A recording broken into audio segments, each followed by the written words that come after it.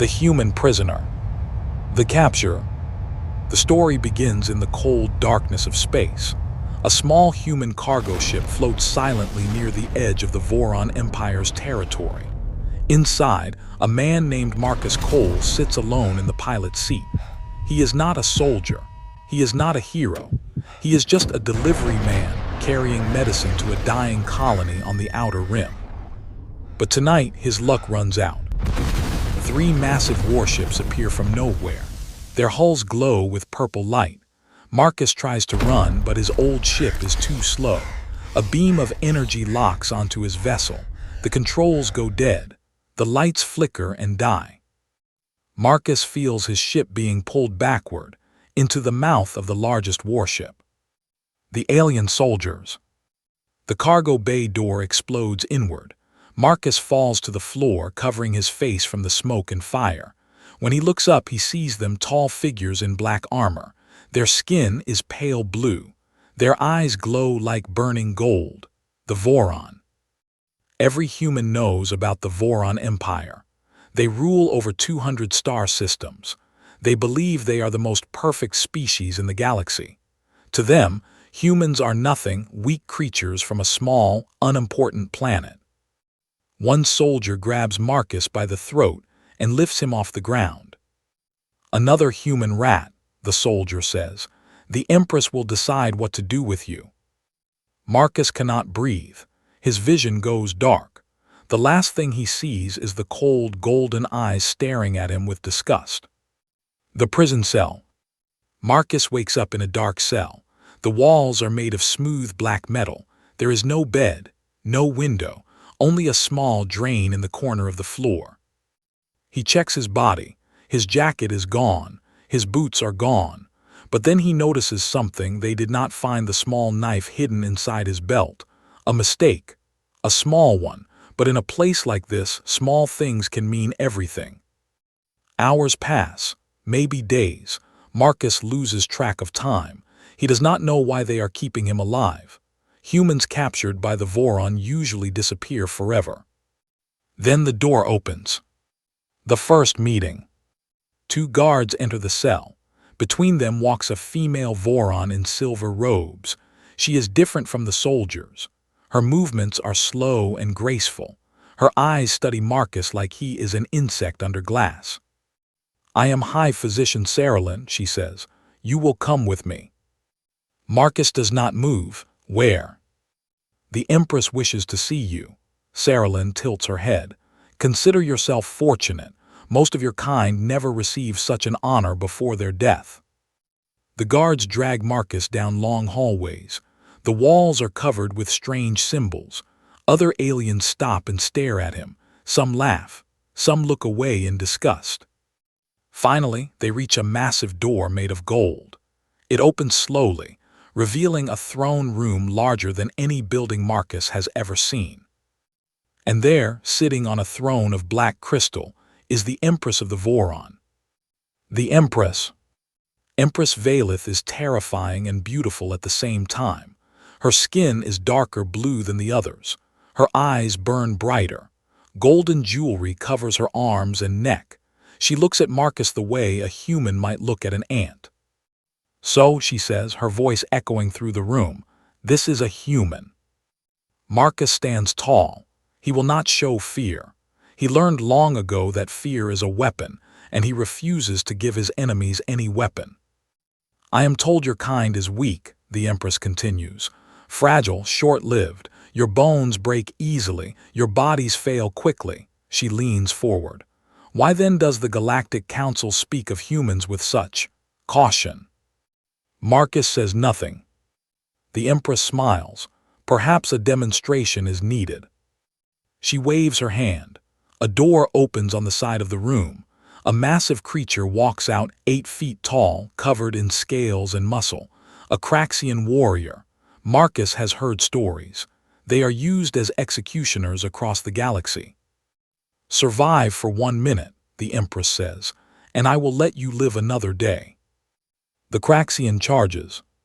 The fight. Marcus has no weapon, no armor, no chance. The Craxian swings a fist the size of Marcus's head. Marcus ducks, barely avoiding the blow. The creature's hand smashes into the floor, cracking the stone. Marcus runs. The aliens in the room laugh. They think he is a coward. But Marcus is not running away. He is running toward the wall, toward a ceremonial spear hanging on display.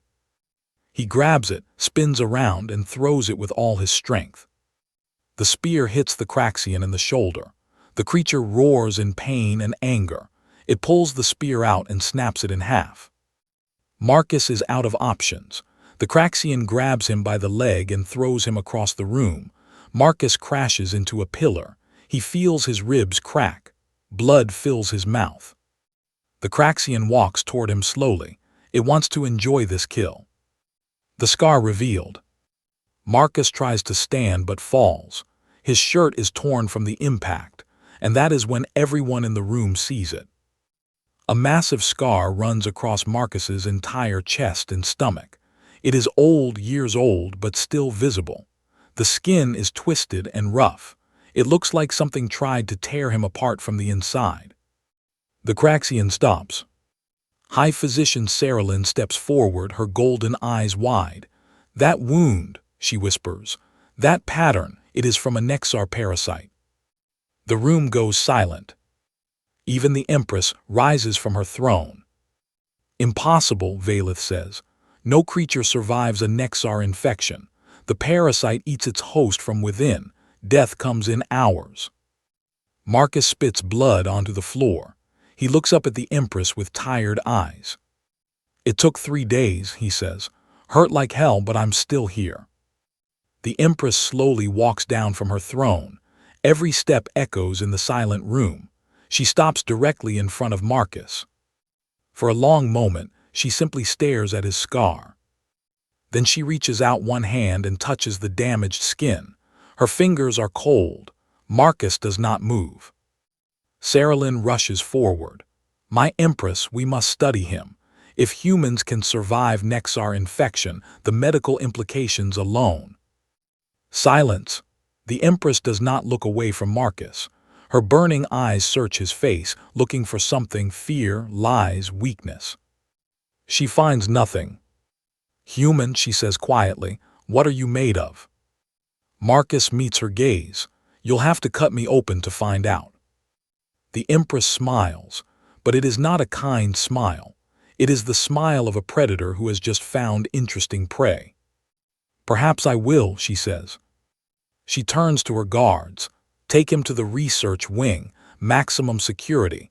No one touches him without my permission." As the guards drag Marcus away, he hears the Empress give one final order to Saralyn. "Find out everything about this human, his planet, his history, his species. I want to know how a creature so weak survived something that kills gods." The doors close behind Marcus. And somewhere in the darkness of the ship, he smiles. They made their first mistake.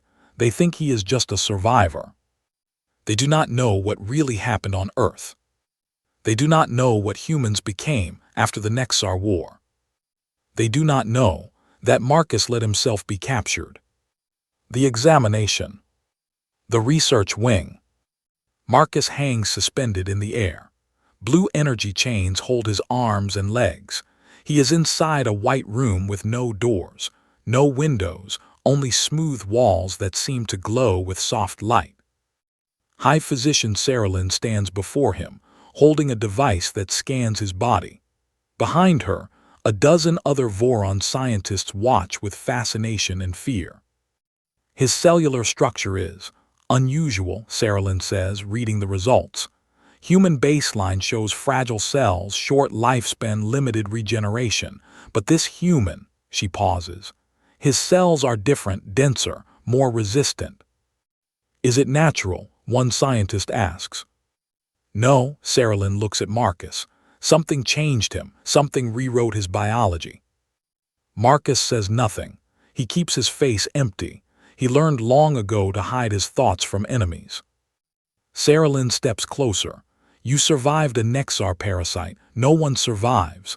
The creature burrows into the chest, wraps around the heart, and slowly consumes every organ. "Death is certain and painful." She tilts her head. How did you kill it? Marcus finally speaks. Who said I killed it? The room goes cold. The impossible truth. Sarah Lynn's golden eyes widen. What do you mean? Marcus smiles, a tired, bitter smile. The Nexar didn't die. It's still inside me. Chaos erupts. Scientists stumble backward. Guards raise their weapons. Sarah Lynn holds up her hand, demanding silence. You are lying, she says. The parasite cannot be contained. It grows until it kills the host.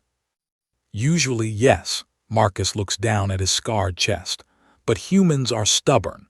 When the Nexar invaded Earth, millions died in the first month. We had no medicine, no cure, no hope. He pauses, letting the words sink in. So we found another way. We didn't kill the parasites, we made peace with them. Sarah Lynn stares at him like he has just spoken an alien language. Peace. With a Nexar, they are mindless predators. They're not mindless, Marcus says. They're hungry and scared. They latch onto hosts because space is cold and empty. They just want to survive like everything else in this universe. He meets Sarah Lynn's eyes.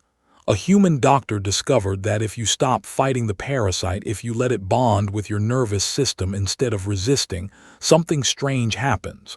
The Nexar stops eating. It starts helping. The bond.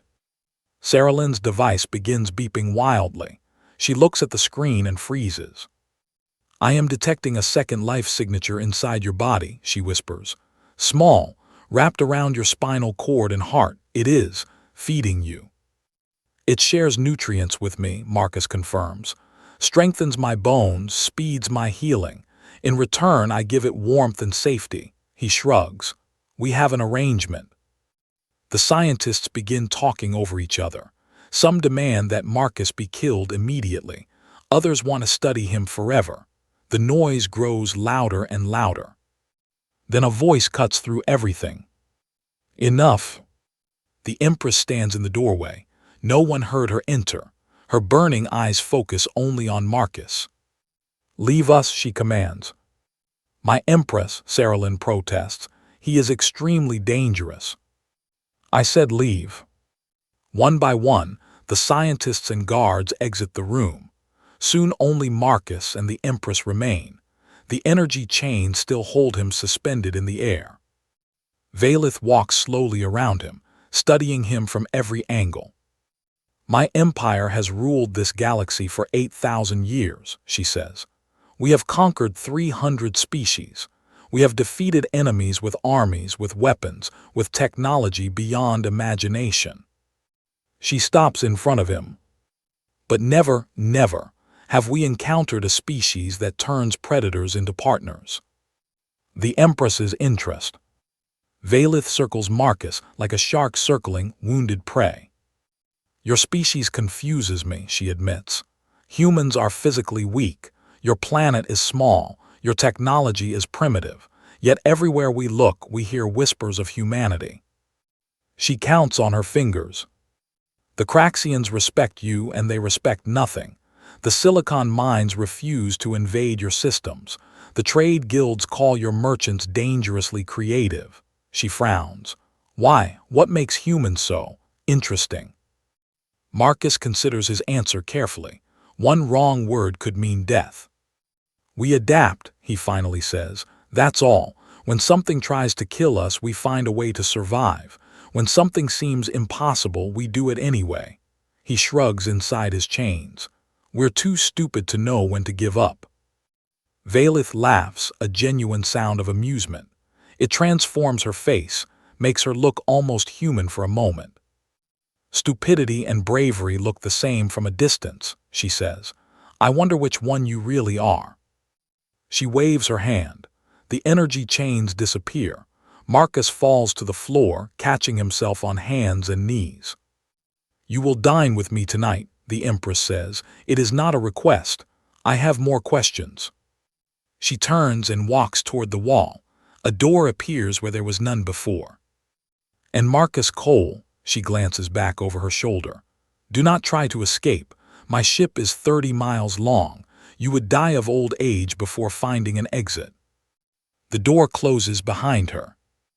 Marcus slowly stands up. He rubs his wrists where the chains burned his skin. Alone in the white room, he whispers to himself, "Stage 1 complete." Inside his chest, something pulses in response. The dinner.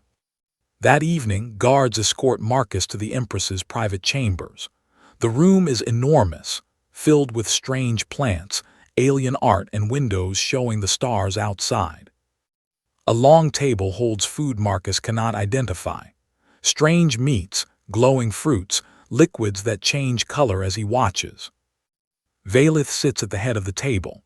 She has changed from her royal robes into simpler clothes, still elegant, but less formal. "Sit," she says. "Eat. The food is safe for humans, I checked." Marcus sits across from her. He picks up something that looks like bread and takes a careful bite. It tastes like honey and smoke. "Good?" the Empress asks. "Not bad." They eat in silence for several minutes. Marcus can feel her watching him, analyzing his every movement. Finally, she speaks. "The Nexar War happened 30 years ago, yes?" Marcus nods. "My spies tell me that 40% of Earth's population died." 43%, Marcus corrects quietly. Valith sets down her cup. 3 billion humans dead in 1 year, and yet, you did not break, you did not surrender, you found a way to turn your enemy into an ally. She leans forward. "How?" Marcus takes a long drink before answering. "We had no choice. The Nexar came from deep space, no warning, no communication, no mercy. They fell on us like rain." He stares at his reflection in the dark liquid. Governments collapsed in weeks. Armies were useless. Every weapon we had just made the parasites angry. He pauses. By month 3, people had stopped fighting. They were just waiting to die. The story of Dr. Chen. "But there was one woman," Marcus continues. "Dr. Elizabeth Chen, a xenobiologist. Everyone thought she was crazy. When others ran from infected patients, she stayed. She talked to them, studied them, tried to understand." He sets down his cup. "She was the first to realize the truth. The Nexar weren't evil. They were refugees. Their home system was destroyed by a supernova. They traveled for centuries, starving and desperate, until they found Earth." Valith listens without interrupting. "Chen infected herself with a parasite. Everyone thought she would die. Instead, she spent 3 days in agony, 3 days screaming, 3 days fighting for her life. But she didn't fight to kill the creature. She fought to communicate with it." Marcus touches his chest. "On the 4th day, she woke up. The parasite had bonded with her nervous system. She could feel its emotions, its fear, its loneliness, its desperate need to survive, and it could feel hers." He looks at the Empress. "She walked outside and spoke to the swarms. She told them there was another way. She showed them that humans could be partners instead of food." Valith sits back, and they believed her. Not all of them, but enough. The ones who bonded with humans stopped attacking. They helped fight against the unbonded swarms. Within a year, the war was over. "And Dr. Chen?" Marcus's face darkens. "She died. The first bonding was imperfect. It burned out her nervous system after 5 years. He touches his scar again. "The next generations of bonds were better, safer. By the time I was infected, the survival rate was almost 90%. Valith is quiet for a long time. Finally, she rises from her chair and walks to the window. Stars drift past slowly. The ship is moving through deep space. "I conquered my first planet when I was 16 years old," she says. "I have burned cities, destroyed fleets, crushed rebellions. I have done terrible things to build this empire." She turns to face Marcus. "And in all that time, I have never once considered making peace with an enemy." Marcus stands. "Maybe that's why your empire is dying." The words hang in the air like poison. Valith's eyes flash with anger. For a moment, Marcus thinks she will kill him right there. But then her expression changes. The anger fades. Something else takes its place, something that looks almost like respect. "You know," she says softly. "I know," Marcus steps closer. "Your expansion has stopped. Your outer colonies are rebelling. The other empires smell weakness. In 50 years, maybe less, the Voraan will be a memory." He stops directly in front of her. "You didn't capture me by accident. Your ships were waiting at that exact location. You knew a human vessel would pass through." He searches her face. "You wanted a human. The question is, why?" The Empress smiles her predator smile again. "Because I need something that only humans can provide." "And what is that?" She leans close, her voice dropping to a whisper. "I need you to teach my empire how to survive." Before Marcus can respond, alarms begin screaming throughout the ship. Red lights flash. The floor shakes with distant explosions. A guard bursts through the door. "My Empress, we are under attack." "By whom?" The guard's face is pale with terror. "The Nexar, my Empress. A wild swarm, thousands of them. They are trying to breach the hull." Marcus feels his own parasite stir inside his chest, reacting to the presence of its unbonded cousins.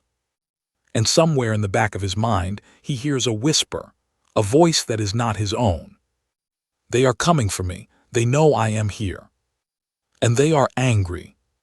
The swarm. Chaos on the ship. The flagship shakes like a dying animal. Lights flicker. Metal screams. Through the window, Marcus can see them, thousands of dark shapes swarming against the hull. Wild Nexar, unbonded, hungry. "How did they find us?" the Empress demands. "They sensed me," Marcus says. His hand presses against his chest, where his own parasite writhes nervously. Bonded and unbonded Nexar can feel each other across huge distances. "I'm like a beacon." More explosions rock the ship. Somewhere below, Marcus hears screaming. "Your shields?" he asks. "Useless against Nexar. They phase through energy barriers." Valeth draws a weapon from her belt, a long blade that glows with purple light. "We must reach the command center." They run through the corridors. Everywhere is chaos. Voraan soldiers fire weapons at shadows. Scientists run in panic. And in the walls, Marcus can see shapes moving. Dark things squeezing through cracks too small for eyes to see. "They're already inside," he says. "I know." Valeth slices at a shadow that drops from the ceiling.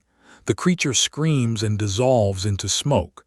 "Nexar die if you destroy their core, a small organ behind the head cluster. But you must be fast." Another Nexar bursts from a doorway. This one is bigger, the size of a large dog, all tentacles and teeth and hunger. It leaps at the Empress. Marcus moves without thinking. He throws himself in front of Valeth, catching the creature against his chest. The connection. The wild Nexar freezes. It wraps around Marcus, tentacles probing, teeth inches from his throat. But it does not bite, it does not kill. Instead, Marcus feels something, a pressure in his mind. The creature is trying to communicate. "Brother," it says, "why do you protect the enemy? Why do you serve the flesh that burns?" Marcus answers with his thoughts, letting his bonded parasite translate. "They are not all enemies. Some can be partners, like my host." Lies. The wild Nexar's rage hits Marcus like a physical blow. "The flesh only takes, only destroys. They killed our mother swarm. They poisoned the void." Marcus forces himself to stay calm. "What do you mean? What mother swarm?" Images flood his mind. A massive Nexar, bigger than any he has ever seen.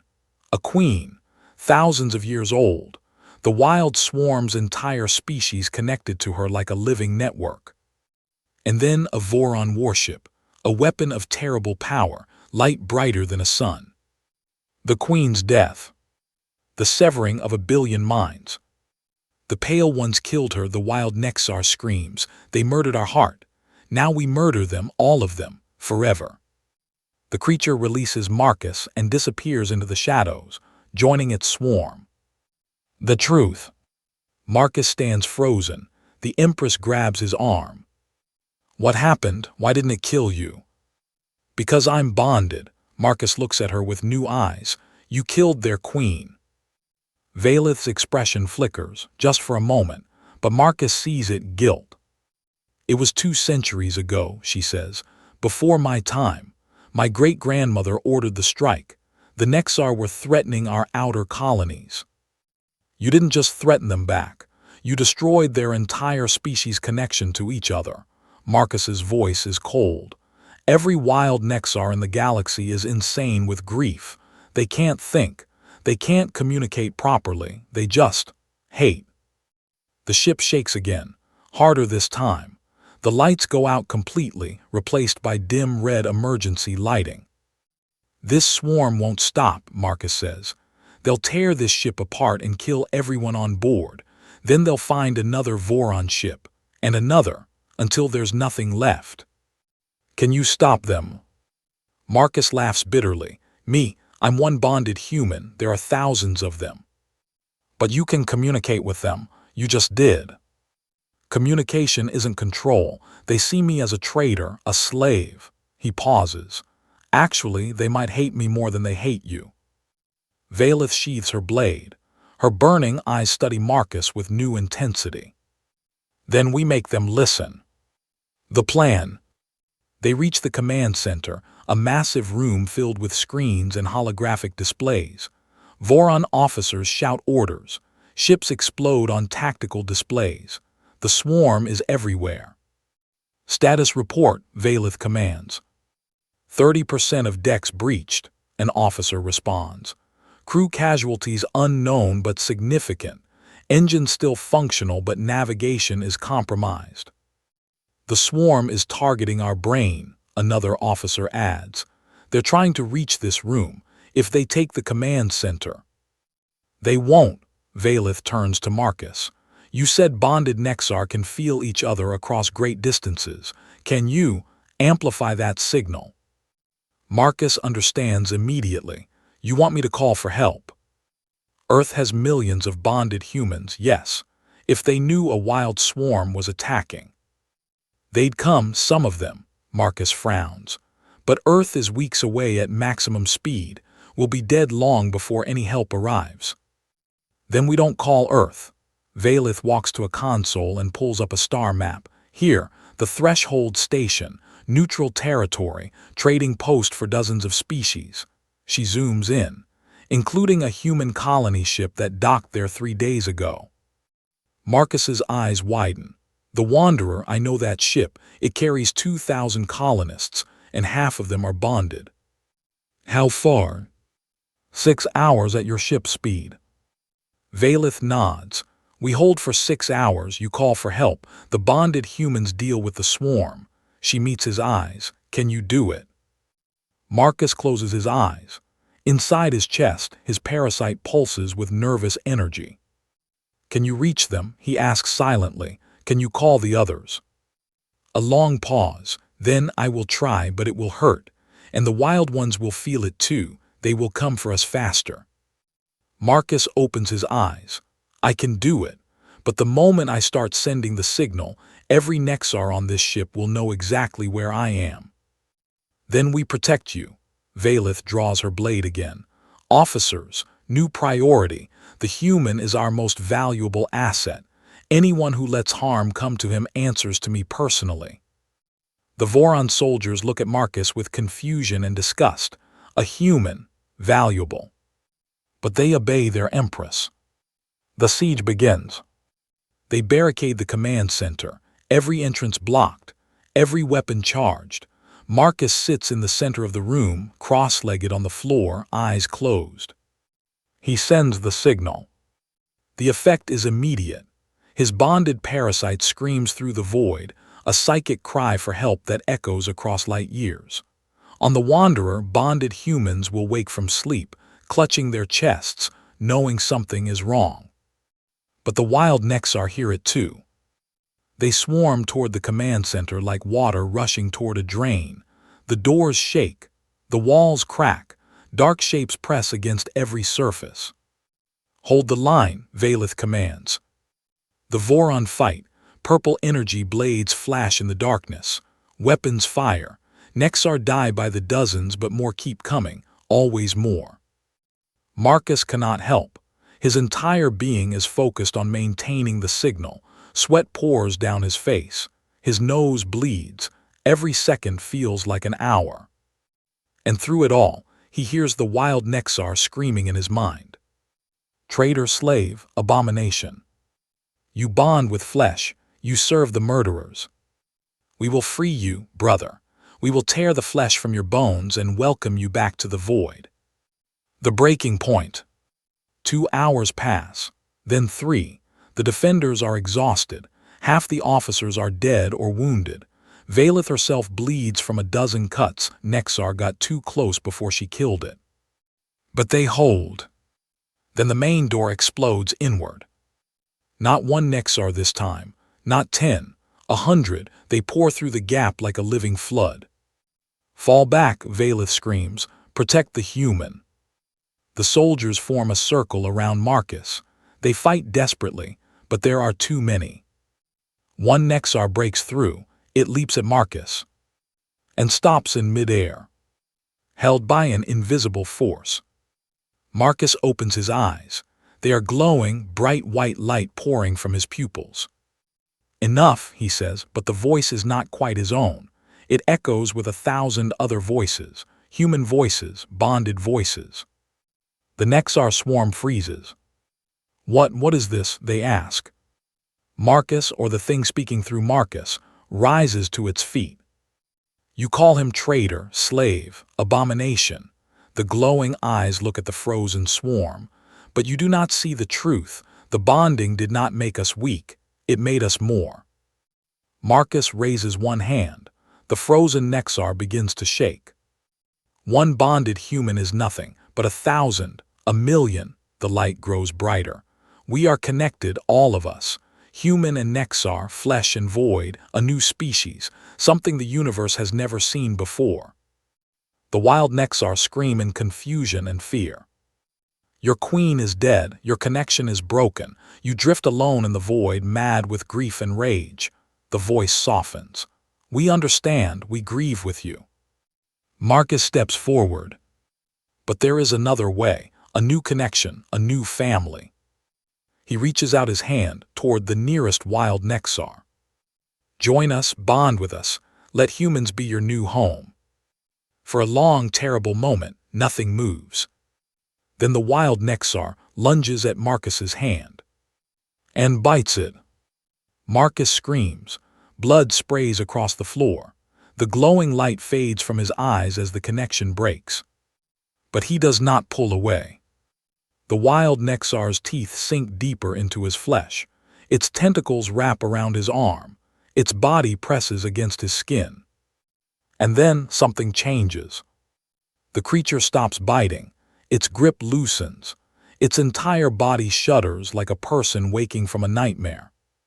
I feel warm, it says in Marcus's mind. I feel not alone. The bonding has begun. But something is wrong. The other wild Nexar do not stop. They do not wait. They see their brother bonding with flesh and they attack. Not Marcus, they attack their own kind.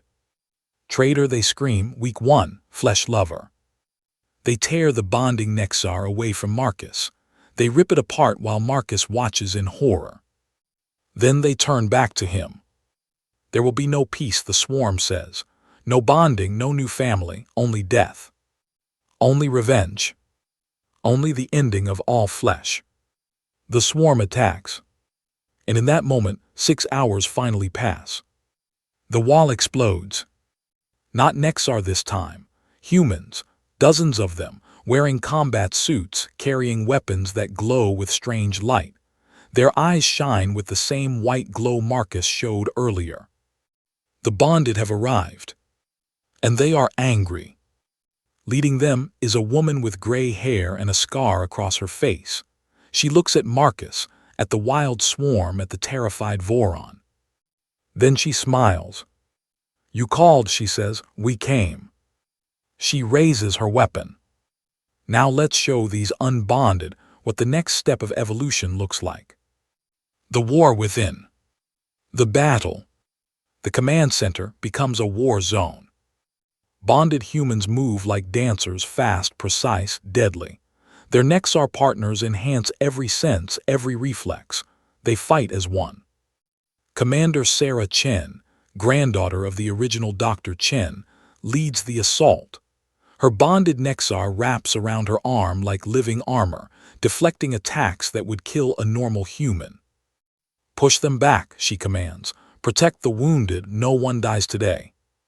The wild Nexar fight with rage and desperation, but they are disorganized, lost. Without their queen, they cannot coordinate. Each creature fights alone. The bonded fight as a family. Within minutes, the swarm begins to retreat. They pour back through the broken walls, fleeing into the depths of the ship. But they do not leave. Marcus can feel them, thousands of minds burning with hatred, waiting in the darkness. "This isn't over," he warns. "They're regrouping." Commander Chen walks to him, looking at his wounded hand. The bite is deep. Blood still flows. "You tried to bond with one of them," she says. "Not a question." "I thought maybe," Marcus shakes his head. "It was stupid." "It was brave." Chen looks at him with something like respect. "My grandmother would have done the same thing."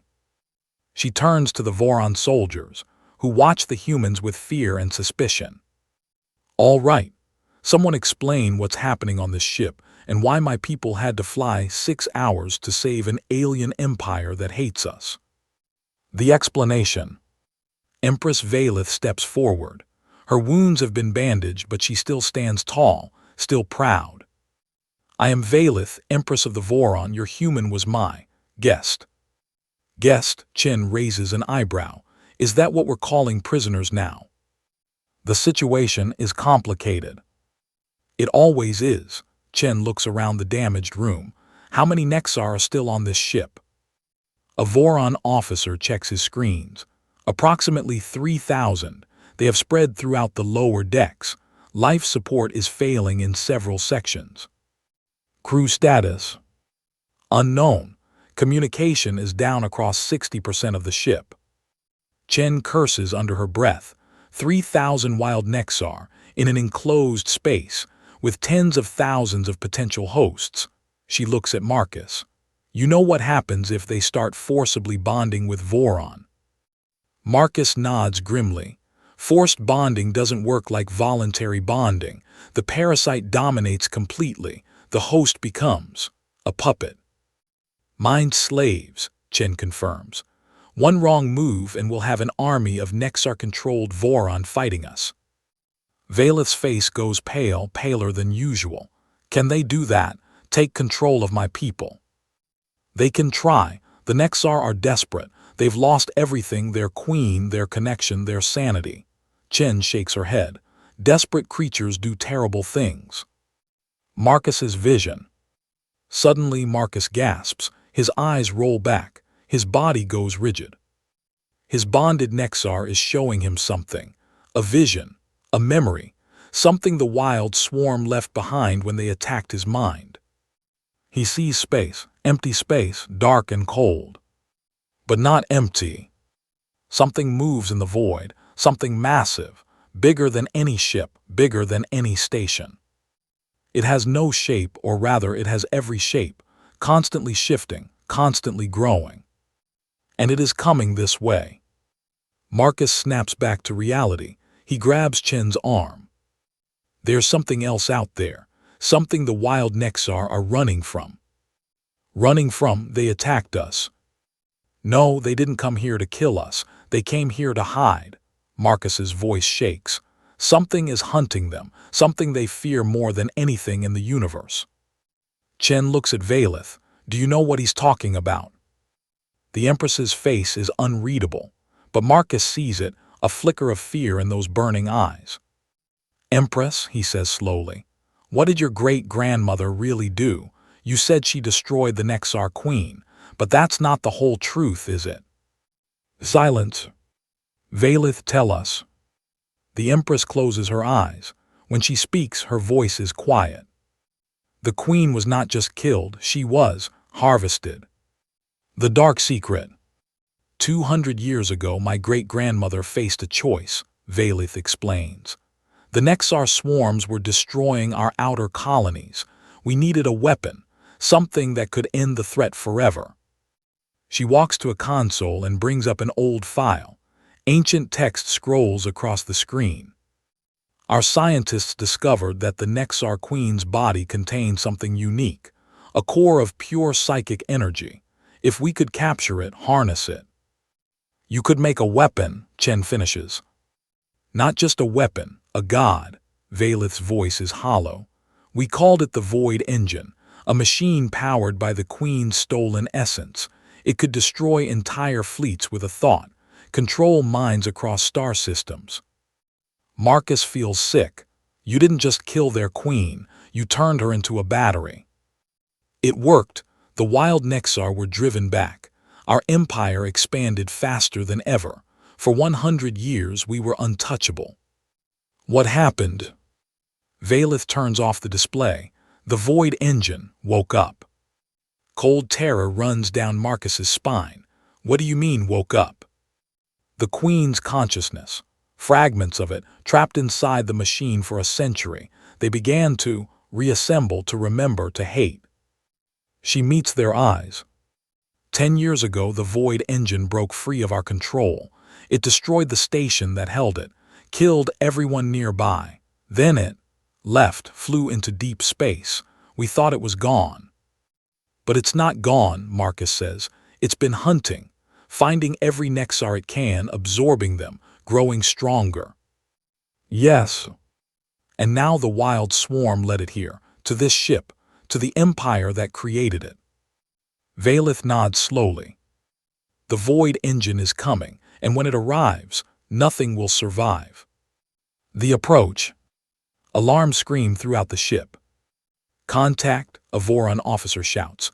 Unknown vessel approaching, size is impossible, it's larger than a moon. The view screen activates. Everyone in the room freezes. The Void Engine fills the display. It is exactly what Marcus saw in his vision, a shifting, growing mass of darkness and stolen light. Parts of it look like Nexar. Parts look like ships. Parts look like nothing that should exist in a sane universe. And at its center something pulses, a heart of captured agony, the Queen's essence twisted into something monstrous. The wild Nexar throughout the ship begin screaming. Marcus can hear them in his mind, not words, but pure terror. Mother is here. But Mother is wrong. Mother wants to hurt US. Mother wants to eat US. It's drawing them in, Chen realizes.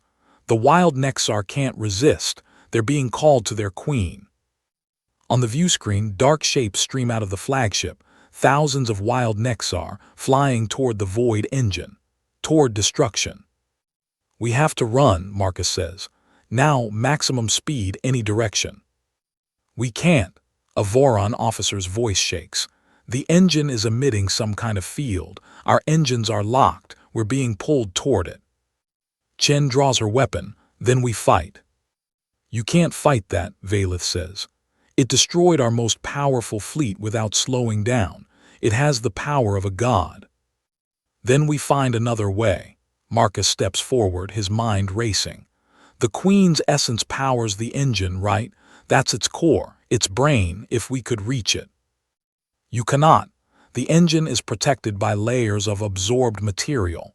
Ships, creatures, debris. Nothing can penetrate it. Nothing physical, Marcus looks at Chen. But what about something psychic? Understanding dawns in Chen's eyes. A bonded strike team. We wouldn't fly to the engine. We would project ourselves into it, mind to mind. Is that possible? Valith asks. It's never been tried. Chen's expression is grim. The bonded connection allows limited psychic contact, but to project fully into another consciousness, it could destroy us. Marcus thinks of the wild Nexar, their rage, their pain, their desperate need for their mother. He thinks of the stolen queen, trapped for a century, tortured, twisted, but maybe, still in there, still capable of hearing. I have to try, he says. I'm the one who called for help. I'm the one who started this. Let me try to end it. The preparation. Chen argues, Valeth argues, but Marcus is determined. 15 bonded humans volunteer to join him. They sit in a circle in the center of the command room, holding hands. Their parasites pulse in synchronized rhythm. Remember, Chen warns, you're not going there to fight. The engine is too powerful. You're going there to communicate, to find whatever remains of the original queen and appeal to her. And if there's nothing left of her, a young volunteer asks. Then we die. Chen does not lie. Make peace with that now. Marcus closes his eyes. Inside his chest, his bonded parasite whispers to him. I am scared, host. So am I, Marcus replies, but we're doing this together. Together, yes, that is what being bonded means. Together until the end. The 16 bonded humans join their consciousness. Their minds merge into one. Their parasites form a chain of psychic energy. Together, they reach toward the void engine. Together, they fall into madness. The inside of the void engine is a nightmare. Marcus, or the combined being that contains Marcus, floats through a landscape of screaming faces. Absorbed Nexar, absorbed crew members, absorbed thoughts and memories and fears. All of it feeding the central mass, all of it screaming. Find the queen, Marcus tells the others. Stay together. Don't let the noise separate us. They push deeper. The screams grow louder. Some of the volunteers begin to falter, their minds overwhelmed. Intruders, a massive voice thunders. The void engine has noticed them. More food, more power, welcome to forever. A wave of psychic force slams into them. 2 volunteers vanish instantly, their minds crushed, their parasites torn away. Keep going, Marcus screams. We're almost there. He can feel it now. Something different at the center. Something that isn't rage or hunger or madness. Something that's crying. He pushes through one final barrier and finds her. The queen. Not a monster, not a god, just a mother. A creature who watched her children be murdered, who was ripped from her body and used as fuel, who has spent a century screaming in the dark. She looks at Marcus with eyes full of ancient pain. Who are you, she asks. A host, Marcus says. A partner, someone who carries your child inside him and loves them. The queen's form flickers. Love. Yes, your children aren't parasites to us. They're family. We protect each other, care for each other. Marcus reaches out his hand. Let me show you. He opens his mind completely, lets her see everything. The bondings, the partnerships, humans and Nexar living together, working together, growing together. Children playing with their bonded. Old humans dying peacefully with their parasites, neither afraid because they leave together. Something Dr. Chen built from horror and pain. Something beautiful. The queen watches it all. And slowly her crying stops. They found another way, she whispers. My children found a home. Yes, Marcus says, and we'll protect them, I promise. The queen is silent for a long moment. Then the machine that holds me, the void engine, it feeds on my pain, my rage. For a century I had nothing else to give. And now, the queen smiles. It is a terrible smile and a beautiful one. Now I have hope. Now I can finally let go. The void engine begins to shake. The new beginning. The collapse. Inside the void engine, the queen's form begins to glow. I cannot destroy the machine from within, she tells Marcus, but I can release the energy that holds it together, the trapped minds, the stolen power, all of it. What will happen to you? The queen's smile is peaceful. I will finally rest, and my children, the wild ones, will finally be free of my pain. Marcus hesitates. There has to be another way. You don't have to die. I died a century ago, little host.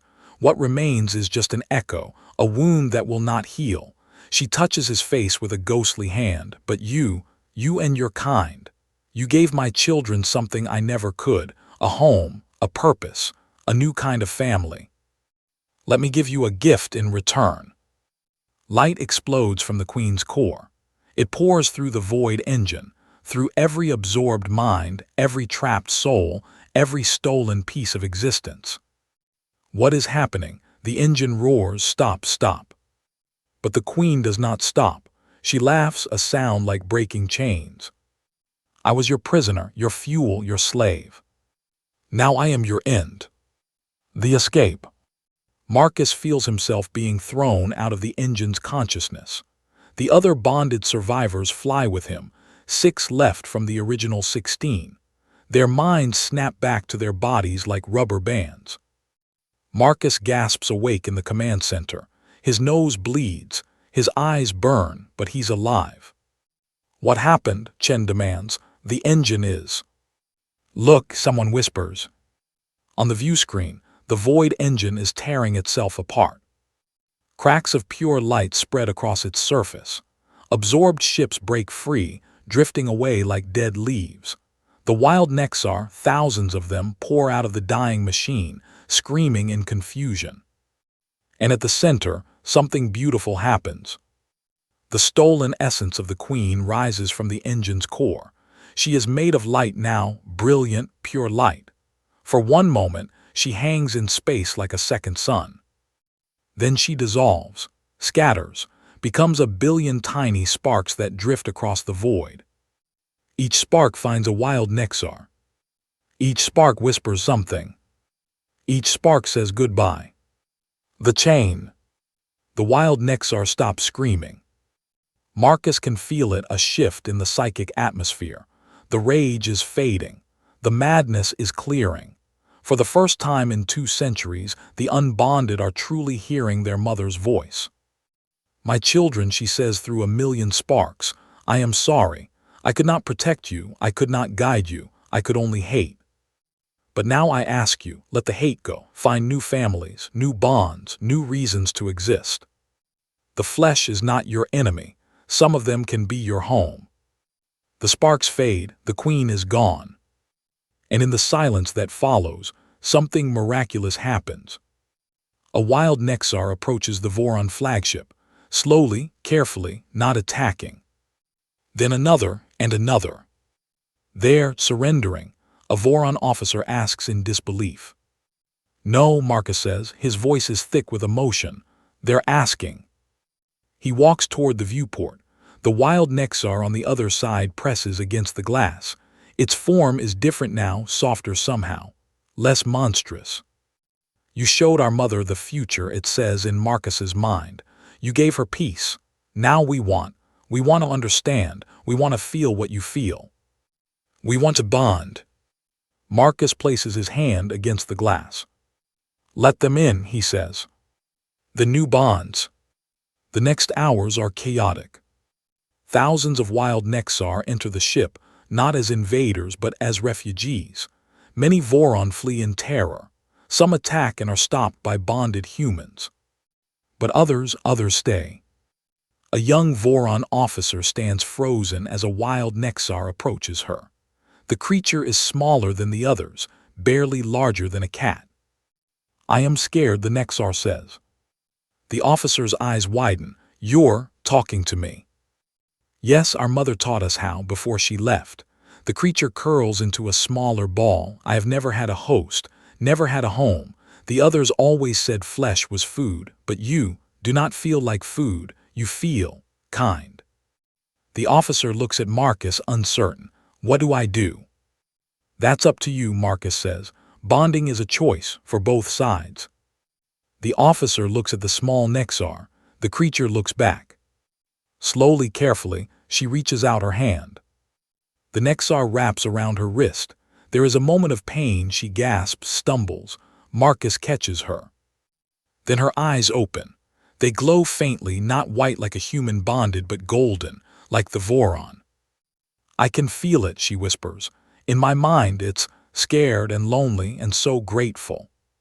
She begins to cry. The Nexar purrs against her skin. The Alliance. 3 days later, The flagship limps toward Threshold Station. Inside the repaired command center, an unusual meeting takes place. Empress Valeth sits at one end of the table. Commander Chen sits at the other. Between them, representatives of the newly bonded Voraan, 12 officers who chose to partner with the refugee Nexar. And standing against the wall, watching everything, is Marcus Cole. The Voraan Empire has committed crimes, Chen says bluntly. You stole the Nexar Queen. You created the Void Engine. You started a war that has lasted 2 centuries. I do not deny this. Valeth's voice is calm. But I was not there. My great-grandmother made those choices. I cannot undo them. No, but you can make different ones. Chen slides a document across the table. A treaty, the first official alliance between Earth, the bonded collective, and any alien empire. She looks at the Voraan leader. If you sign, you agree to share bonding technology with your people. Any Voraan who wants to bond can do so. The Nexar will have protected status in your territory. And in return, we help you rebuild. We teach you what we know. We face the future together as partners. Valeth reads the document in silence. The newly bonded officers watch her with strange expressions. They can feel their parasites reacting to the tension in the room. Finally, the Empress looks up. My empire is dying. I told Marcus this 3 days ago. Expansion has stopped. Rebellion spread. We pretend to be strong, but we are hollow. She picks up a pen.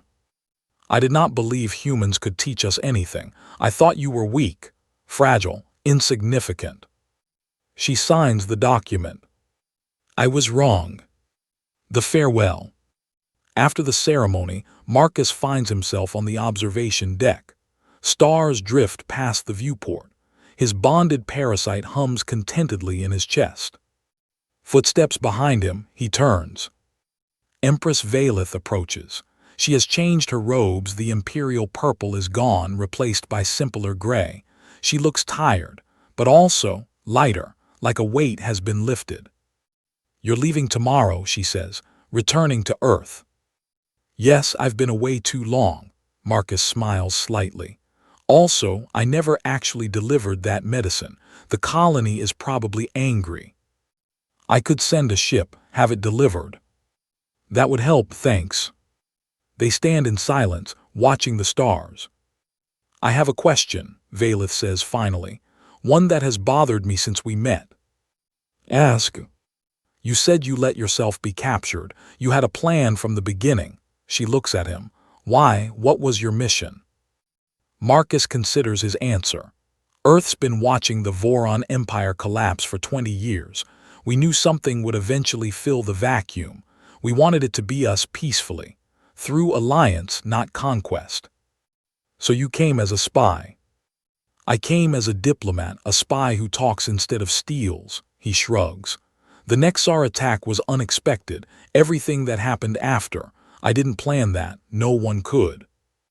The Queen's message, the mass bonding, the treaty. Valeth shakes her head. You changed the galaxy in 3 days.